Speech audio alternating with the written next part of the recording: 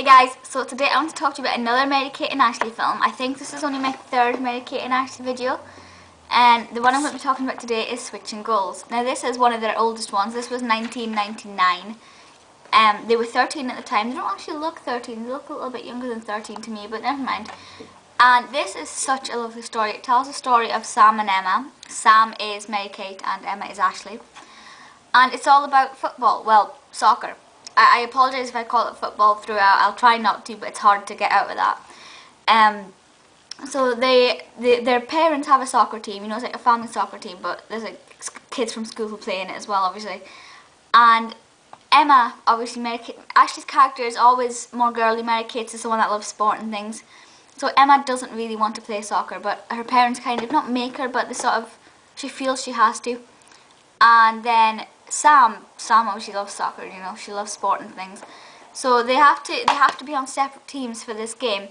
So Sam goes with the other team, the not family team, because Emma gets picked first for the family team, and it's not because she's a favourite. They don't have favourites, but it's because the sort of family want to sort of make her. They want to try and get her involved more in the sport and things, and sort of try and get her to like it. But obviously, Emma really doesn't want to play, and Sam really wants to play on the family team. You know, Sam loves soccer. She wants to play for her home team. So they decide to switch, which is the title, Switching Goals, makes sense. So they switch places, and being twins, it's not obvious at first. So then Sam ends playing for the family team, and Emma kind of plays for the other team. And basically the whole film is them trying to do that without getting caught, but then obviously it sort of counteracts with the rest of their life in well, and like people think they're talking to Sam, so Emma has to go along with what Sam would normally be doing and things. So they've got to try and keep that up for as long as possible without getting caught. And the film is, are they going to get caught? When did they get caught? How did they get caught? Really interesting plot. It's not that different to most of the other stuff, because they're quite often they do switch places, especially in the younger days. As they grow older, you could sort of tell the difference a lot easier.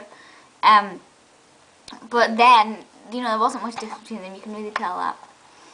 So I do think that it's not, the plot itself isn't the same. You know, the fact that they're playing football is is a little bit different, because there isn't any other films where they're playing soccer, but there are films where they switch places.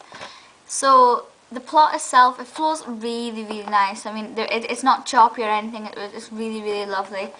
Definitely worth watching. Obviously the cast, I only really took note of the two main cast members. I kind of forgot to write down the rest, but the whole cast is lovely. You know, there's not one person who I thought, well, they look a bit out of place. It all looks fine. Goes really well, and it's about an hour and a half. In fact, if I can get the exact time, 81 minutes, so just under an hour and a half, about an hour and 20, which is a nice length for a film. It doesn't go by that slowly, but it doesn't rush by either, which is nice. Directed by David Steinberg, who did other things that I can't remember. But he directed a Friends episode. He directed the one with Phoebe's uterus, which is a nice episode. I don't really pay too much attention to the directing in that episode, but it's a nice episode. But yeah, this one is definitely well directed and things, well cast, lovely script, everything like that. It's just really lovely. Now, if you want to buy it, you're not going to have a problem. It's so widely available. Well, no, I say it's widely available. It's widely available online. You can get it in HMV if you go into the store, but anywhere else they don't really sell it, because I find that very few places actually sell DVDs that are older now. Like W.H. Smith have chart DVDs and a few older ones. Asda tend to have charts and a few older ones. So HMV is really the only place you can go in store now, or at least in the area where I am, to get sort of slightly older DVDs. Obviously this is 11 years old now. Does that mean they're 24 now? Wow. Time flies.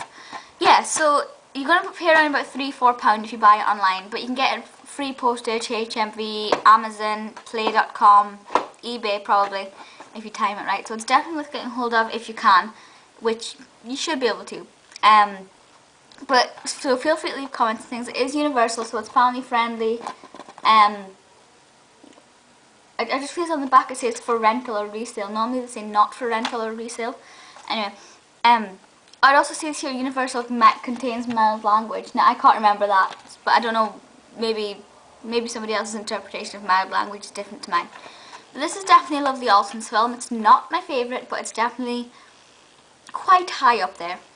And please feel free to leave comments and things with your thoughts. I'd love to know if you've got it, or if you've seen it, or if you haven't seen it and you want to. Or maybe you just don't think it sounds that good. But that's all I want to say about that. So I will see you next time. Bye guys.